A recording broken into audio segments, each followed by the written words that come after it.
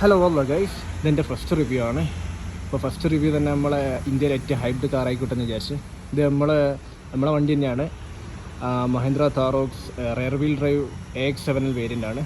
Top variant diesel ഓട്ടോമാറ്റിക്കാണ് വരുന്നത്. അപ്പോൾ ഞാൻ അധികം സംസാരിക്കുന്നില്ല. ഞാൻ ആദ്യം എക്സ്റ്റീരിയർ കുറച്ചൊന്ന് എന്താ പറയുക 360 കാണിച്ചു തരാം. അത് കഴിഞ്ഞിട്ട് ഉള്ളിൽ ഇൻറ്റീരിയറും അതിൻ്റെ അഡ്വാൻറ്റേജസും ഡിസഡ്വാൻറ്റേജസും പിന്നെ എക്സ്ട്രാ ഫിറ്റിങ്സ് എന്തൊക്കെയാണ് ഞാൻ കറക്റ്റ് പറഞ്ഞിരുന്നുണ്ട്. ഏകദേശം ഇതിപ്പോൾ ഒരു 1000 കിലോമീറ്റേഴ്സ് ഏകദേശം ഒരു 1000 കിലോമീറ്റേഴ്സ് ഓടി. അത് ബേസ്ഡ് ആയിരിക്കും എൻ്റെ റിവ്യൂ. അപ്പോൾ ഇൻട്രസ്റ്റഡ് ആയിട്ടുള്ളത് ഫുള്ള് കാണുക. ഇതാണ് നമ്മൾ എക്സ്റ്റീരിയർ വരുന്നത്. കുറച്ച് പൊടി പിടിച്ചിട്ടുണ്ട് വണ്ടി. ബ്ലാക്കിൻ്റെ പ്രശ്നം നിങ്ങൾക്ക് അറിയാമല്ലോ. അപ്പോൾ ഇങ്ങനെയാണ് മുൻഭാഗം വരുന്നത്. നമ്മുടെ മുൻഭാഗം വരുന്നത് LED DRL പിന്നെ മുമ്പിലുള്ള ഒക്കെ ലൈറ്റും എല്ലാം LED ആണ്. പിന്നെ വരുന്നത് ടയറിലേക്ക് വരുന്നത് 255/60 ആണ് tyre size. Alloy 19 inch alloys ആണ്. AX7 variant. ടോപ്പ് വേരിയൻസിന് 19 ഇഞ്ച് അലോയ്സ്, പിന്നെ മിഡിൽ വേരിയൻസിന് 18 ഇഞ്ച്, പിന്നെ ബേസ് വേരിയൻസിന് 17 ഇഞ്ച് അങ്ങനെയാണ് വരുന്നത്. പിന്നെ ടയർ ഓപ്ഷൻ ഉണ്ട്. ടയർ സിയാറ്റിൻ്റെ ക്രോസ് ഡ്രൈവ് എന്താ പറയുക ATM, പിന്നെ MRF വാണ്ടറാണ് നമുക്ക് ഓപ്ഷൻ വരുന്നത് ടോപ്പ് വേരിയൻസിന്. അപ്പോൾ MRF വാണ്ടറാണ് എൻ്റെ ഒരു അഭിപ്രായത്തിൽ കുറച്ചും കൂടി ഒരു ഇടുപ്പും വണ്ടീൻ്റെ റഗഡ്നെസ്സിനും ഒരു മാച്ചിങ് ആയിട്ടുള്ള ടയർ. ഇത് കുറച്ചും കൂടി ഒരു ഒതുങ്ങിയ ടയറാണ്. ഒരു എന്താ പറയുക ഒരു ഡീസൻറ്റ് ലുക്കുള്ള ടയർ. MRF വാണ്ടർ പറയുമ്പോൾ ഒരു കുറച്ച് റഗഡ്നെസ് ഉണ്ട് അതിന് കാണാൻ. അപ്പോൾ ഓൾറെഡി ബുക്ക് ചെയ്ത അവർ ഞാൻ പറയുന്നു, നിങ്ങൾക്ക് ഓപ്ഷൻ ഡീലറിനെ വിളിച്ച് ചോദിച്ചു നോക്ക് ടയർ മാറ്റാനുള്ള ഓപ്ഷൻ ഉണ്ടോ എന്ന്. അങ്ങനെ ഉണ്ടെങ്കിൽ ഞാൻ MRF വാണ്ടർ റെക്കമെൻഡ് ചെയ്യും. പിന്നെ വരുന്നത് 360 ഞാൻ കാണിച്ചു തരാം. ഇങ്ങനെയാണ് വരുന്നത്.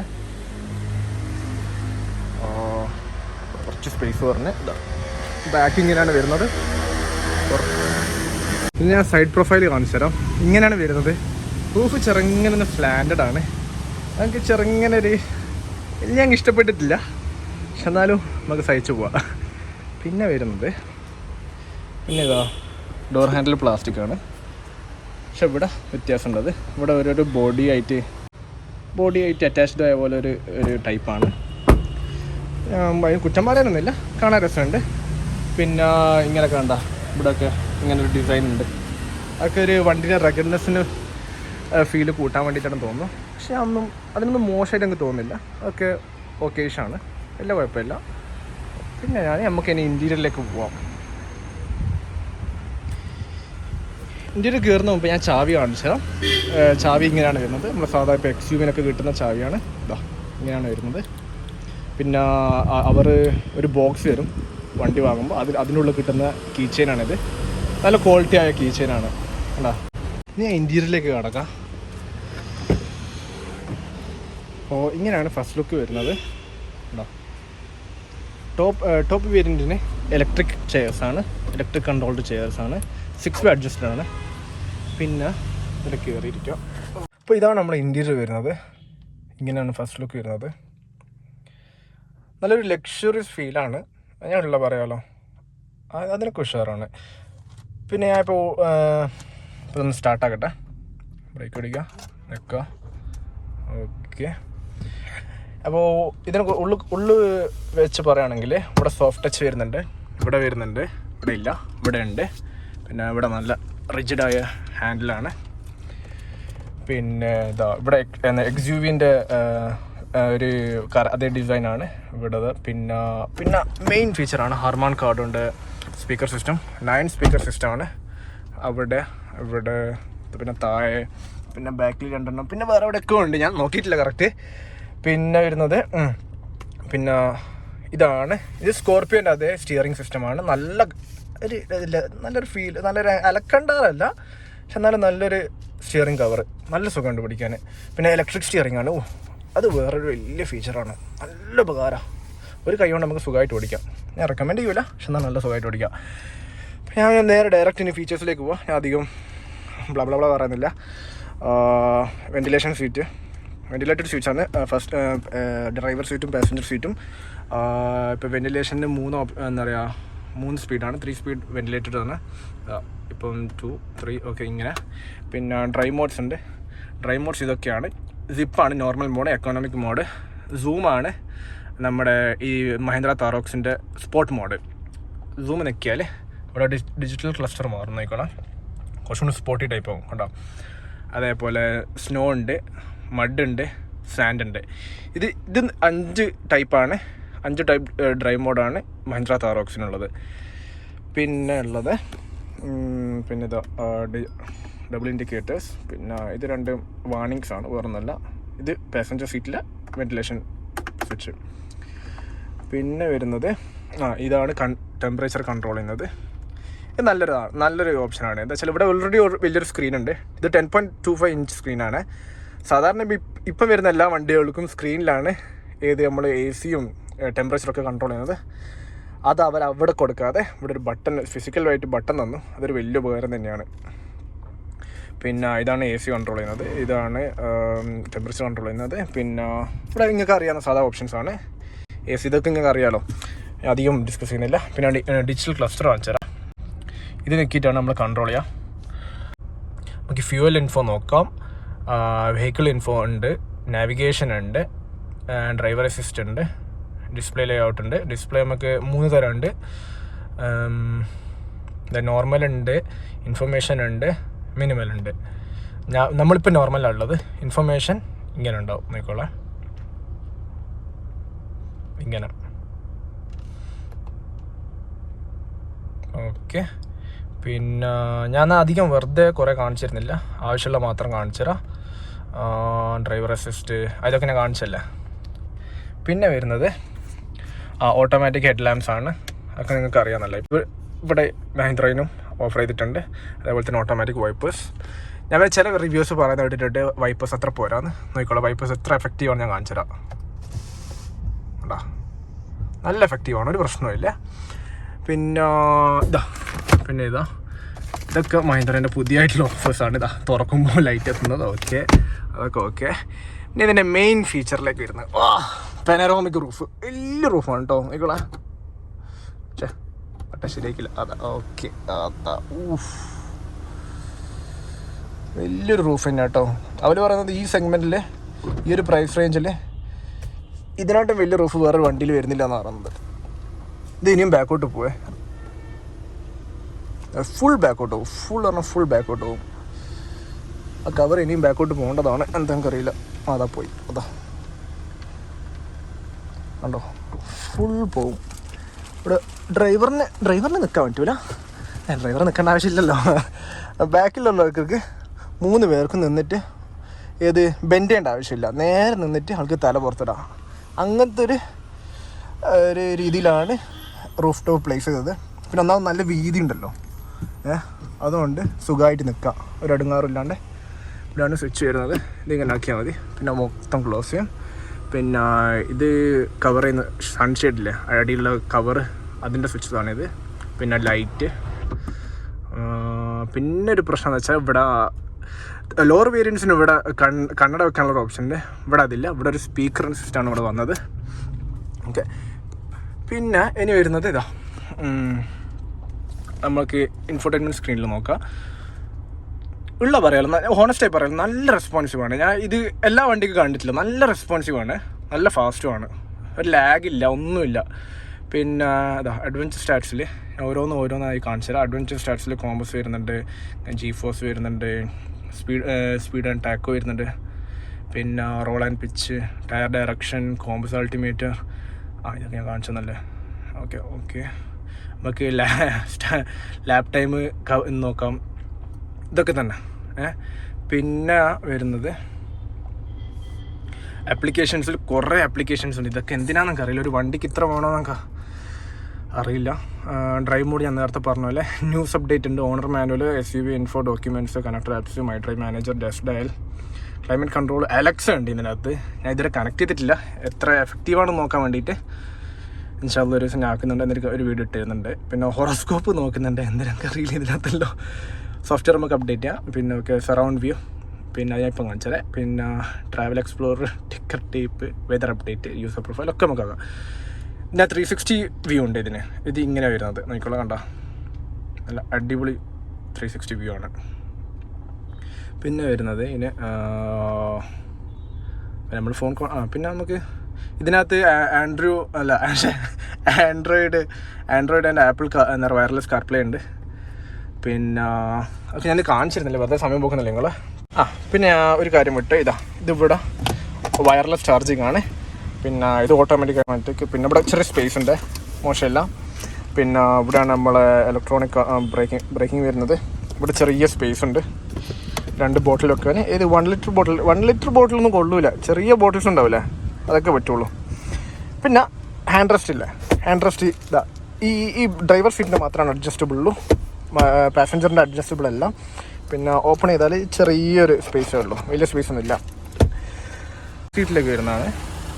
ഡോറ് 90 ഡിഗ്രി തുറക്കും, കണ്ടോ 90 ഡിഗ്രി തുറക്കും.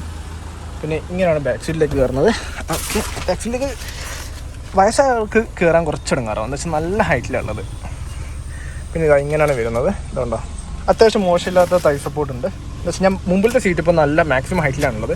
അപ്പോൾ എനിക്ക് അടിയിലേക്ക് കാല് സ്ലൈഡ് ചെയ്യാൻ നല്ല സ്ഥലമുണ്ട്. അപ്പോൾ അങ്ങനെ വെച്ച് നോക്കുമ്പോൾ തൈ സപ്പോർട്ട് മോശമില്ല, നല്ല തന്നെയാണ്. ഇവിടെ ബാക്കിൽ AC ഉണ്ട്, AC വെൻസ് ഉണ്ട്. ഇവിടെ ചെറിയൊരു സ്പേസ് ഉണ്ട് ഫോൺ വെക്കാൻ.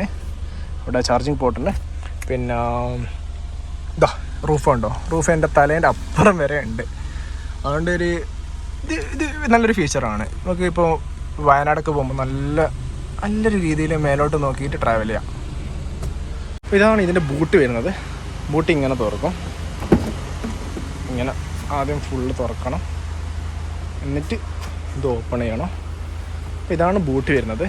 ഏകദേശം അപ്രോക്സിമേറ്റ്ലി എനിക്കൊന്ന് 640 ലിറ്റേഴ്സാണ് ബൂട്ട് സ്പേസ് വരുന്നത്. ഇതുണ്ടോ, നല്ല സ്പേസ് ഉണ്ട്, മോശമില്ല.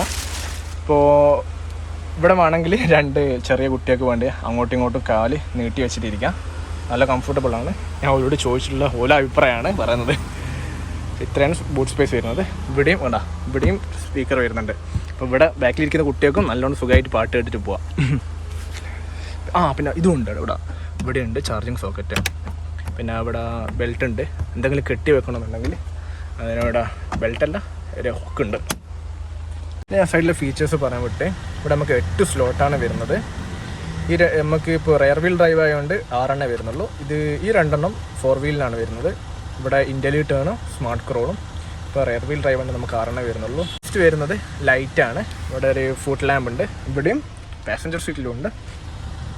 അത് കഴിഞ്ഞിട്ട് താഴെ മറ്റേ പാർക്കിംഗ് സെൻസർ. പിന്നെ ഇവിടെ വരുന്നത് ഹിൽ ഡിസെൻറ്റ് കൺട്രോള്. ഇവിടെ ട്രാക്ഷൻ ഓഫ് ആണ്. ഇവിടെ പിന്നെ ഇത് ഐഡിൽ സ്റ്റാർട്ട് ഓഫ് സ്റ്റോപ്പ്. അതെന്ന് വെച്ചാൽ ഇപ്പോൾ നിങ്ങൾക്ക് മനസ്സിലായിട്ടുണ്ടാവില്ല, വണ്ടി സ്റ്റോപ്പ് ആകുമ്പോൾ എണ്ണ സേവ് ചെയ്യാൻ വേണ്ടിയിട്ട് വണ്ടി ഓഫ് ആവും. പിന്നെ നമ്മൾ ബ്രേക്ക് പാഡിൽ നിന്ന് കാലെടുക്കുമ്പോൾ ഓട്ടോമാറ്റിക്കലി സ്റ്റാർട്ടാവും. അതാണിത്. അത് കുറച്ച് എനിക്കൊരു ഇടങ്ങാറായി തോന്നിയിട്ടുണ്ട്. ഞാൻ അധികവും അത് ഓഫാക്കിയിട്ടില്ലാണ്. പിന്നെ അത് ഓരോ പ്രാവശ്യം സ്റ്റാർട്ട് ചെയ്യുമ്പോൾ ഓട്ടോമാറ്റിക്കലി ഓണായി വരും. അപ്പോൾ മറക്കണ്ട അത് ഓഫാക്കാൻ. നിങ്ങൾക്ക് ഇഷ്ടമുണ്ടെങ്കിൽ ഓഫാക്കി വെച്ചോ. പിന്നെ ഇത് 3 ഡോർ താറിനില്ലാത്തൊരു സാധനമായിരുന്നു. ഇതില്ലേ ഫ്യൂൽ ഗേജ് ഓപ്പൺ ആക്കാനുള്ള ബട്ടണ്, അതാണ് ഇതിന് അഡീഷനായിട്ട് വന്നത് 3 ഡോർ താറിന് വെച്ച് കമ്പയർ ചെയ്ത് നോക്കുമ്പോൾ. പിന്നെ നമ്മൾ വരുമ്പോൾ ഇനി നമുക്ക് അഡ്വാൻറ്റേജസും ഡിസഡ്വാൻറ്റേജസും പറയാം. അപ്പോൾ ഇനി അഡ്വാൻറ്റേജസിലേക്ക് വരുമ്പോൾ 5 എനിക്ക് പറയാനുള്ളത്. ഫസ്റ്റ്, ക്യാബിൻ വളരെ സൈലൻ്റാണ്. Cabin almost സൈലൻ്റാണ്. ഒരു 80 km/h ഒക്കെ സിറ്റിയിലൊക്കെ പോകുമ്പോൾ വലിയ നോയ്സ് ഇല്ല. 80 km എക്സീഡ് ചെയ്യുമ്പോൾ ഇതിപ്പോൾ ഒരു ബോക്സ് ഷേപ്ഡ് അല്ലേ, അപ്പോൾ ഇവിടുന്നൊക്കെ പില്ലറിനൊക്കെ വിൻ നോയ്സ് ഉണ്ടാവും. ഓക്കെ, അതാണ് first advantage. Second advantage infotainment സ്ക്രീനാണ്. ഇൻഫോർടൈൻമെൻറ്റ് ഇപ്പോൾ നമ്മൾ അധിക സമയം നമ്മളിപ്പോൾ ഒറ്റയ്ക്ക് ഡ്രൈവ് ചെയ്യുമ്പോൾ നമ്മൾ തന്നെ കൺട്രോൾ ചെയ്യണ്ടേ ഇൻഫോർടൈൻമെൻറ്റ് സ്ക്രീന്. അപ്പോൾ ഡ്രൈവ് ചെയ്യുമ്പോൾ ഒരു ഡിസ്ട്രാക്ഷൻ അല്ലാത്ത രീതിയിൽ നമുക്ക് പെട്ടെന്ന് നാവിഗേറ്റ് ചെയ്തിട്ട് നമുക്ക് കാര്യങ്ങൾ നടത്താം. വലിയൊരു അലമ്പില്ല. പെട്ടെന്ന് കാര്യങ്ങൾ ചെയ്തിട്ട് നമുക്ക് എന്ത് ചെയ്യാം, മര്യാദയ്ക്ക് ഡ്രൈവ് ചെയ്യാം. മൂന്നാമത്തെ അഡ്വാൻറ്റേജ് ഇതാണ്, ഈ ഇലക്ട്രിക് സ്റ്റിയറിംഗ് വീൽ. ഇത് വളരെ കംഫർട്ടബിളാണ്. ടൈറ്റ് സ്പേസിലൊക്കെ പെട്ടെന്ന് മാനൂവർ ചെയ്യാൻ പറ്റും ഒറ്റ കൈമേൽ. ഉണ്ടോ, ഞാൻ പൊതുവേ എന്താ പറയുക 1 ഹാൻഡ് ഡ്രൈവിങ് ആളാണ്. അതുകൊണ്ട് എനിക്കിത് വലിയ ഉപകാരം തോന്നിയിട്ടുണ്ട്. പിന്നെ എന്നോട് പറയാൻ പറ്റിയ ഫീച്ചറാണ് ADAS. അതാണ് 4ാമത്തെ അഡ്വാൻറ്റേജ്. ഇത് ഞാൻ കണ്ട റിവ്യൂസൊക്കെ എല്ലാവരും പറഞ്ഞത് അത് ഇവിടെ ഇന്ത്യയിൽ ആവശ്യമില്ലാന്ന്. ആ ഒപ്പീനിയൻ ആയിട്ട് എനിക്ക് തീരെ യോജിപ്പില്ല. എന്താ വെച്ചാൽ അതിനകത്തുള്ള ഒരു സ്പെസിഫിക് ഫീച്ചർ എന്ന് വെച്ചാൽ ഓട്ടോമാറ്റിക് എന്താ പറയുക ബ്രേക്കിംഗ് സിസ്റ്റം ഇല്ല.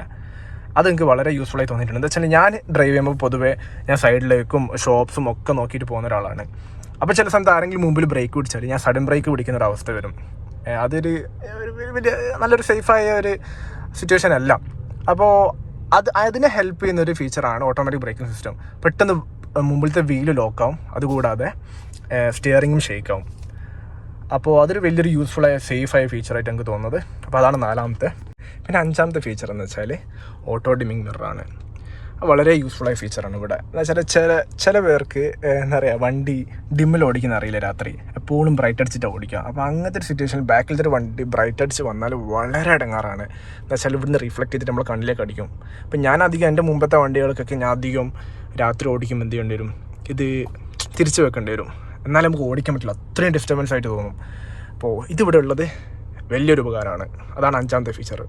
ഇനി നമ്മൾ ഡിസഡ്വാൻറ്റേജസിലേക്ക് വരുന്നു. അപ്പോൾ ഫസ്റ്റ് ഇമ്പോർട്ടൻ്റ് എന്ന് വെച്ചാൽ തൈ സപ്പോർട്ട് കുറവാണ്. തൈ സപ്പോർട്ട് ഉണ്ടോ? ഞാൻ 175 സെൻറ്റിമീറ്ററാണ് ഹൈറ്റ്.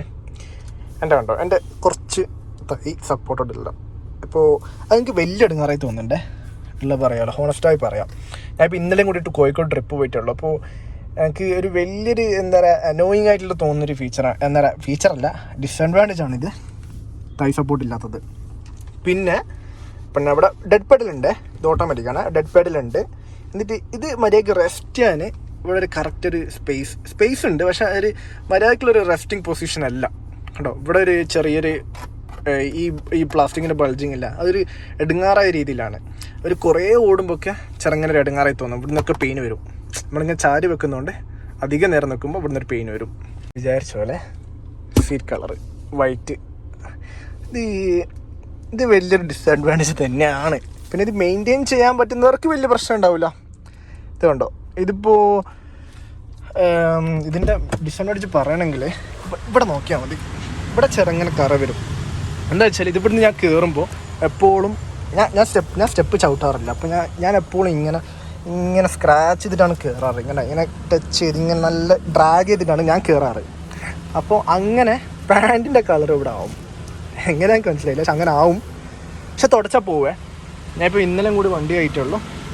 അപ്പോൾ ഇവിടെ കയ്യാ പോവാത്തൊന്നുമല്ല, കയ്യാ പോവും. ഞാനിപ്പോൾ ബാക്ക് സീറ്റിലാണുള്ളത്. ഇപ്പോൾ 4ാമത്തെ ഡിസഡ്വാൻറ്റേജ് എന്ന് പറയാൻ ഇതാണ് കണ്ടോ, ഈ ഒരു വിൻഡോ ഉണ്ടോ, ഒരു സെപ്പറേഷന് എനിക്ക് വലിയ ഇഷ്ടപ്പെട്ടില്ല. എന്താ വെച്ചാൽ നമ്മൾ ഈ സീറ്റിംഗ് പൊസിഷൻ ഇവിടെ ആയിരിക്കും, നമ്മളെ തല ഇവിടെ ഉണ്ടാവും. അപ്പോൾ നമ്മൾ ഒരാളിപ്പം കണ്ടു അയാളോട് സംസാരിക്കണമെന്നുണ്ടായിരുന്നെങ്കിൽ നമ്മൾ ലീൻ ചെയ്യണം മുമ്പോട്ടേക്ക്, എന്നിട്ട് സംസാരിക്കണം. അതൊരു വലിയ ഡിസഡ്വാൻറ്റേജ് എനിക്ക് തോന്നി.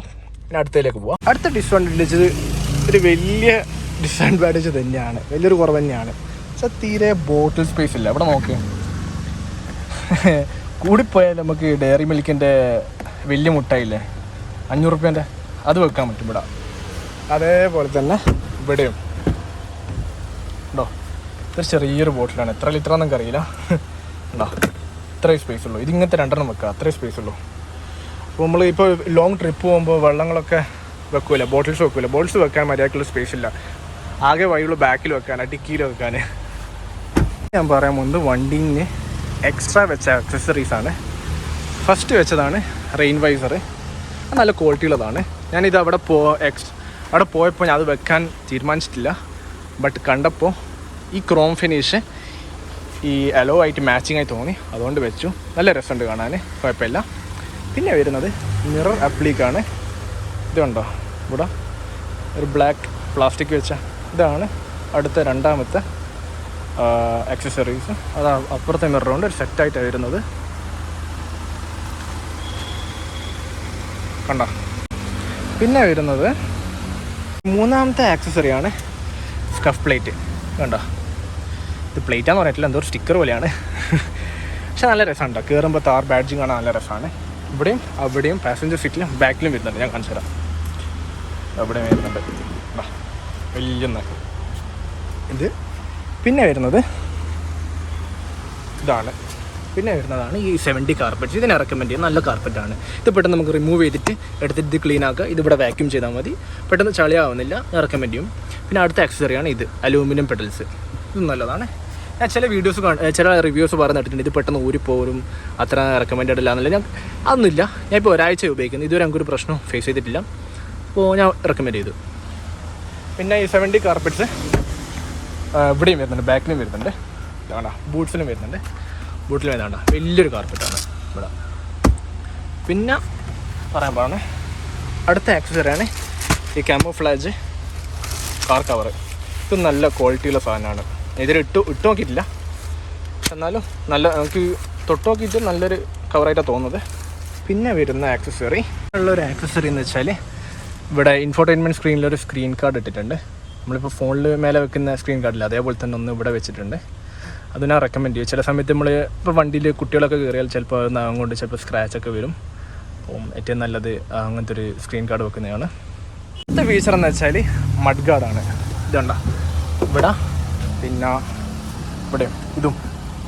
ഇത് അതൊരു ആക്സസറി ആയിട്ടില്ല വേണ്ടത്. ഞാൻ ഒരു ഫുൾ ഓപ്ഷൻ വണ്ടിക്ക് അത് എക്സ്പെക്റ്റഡ് ആണ്, ബട്ട് മഹീന്ദ്ര അത് ഓഫർ ചെയ്യുന്നില്ല.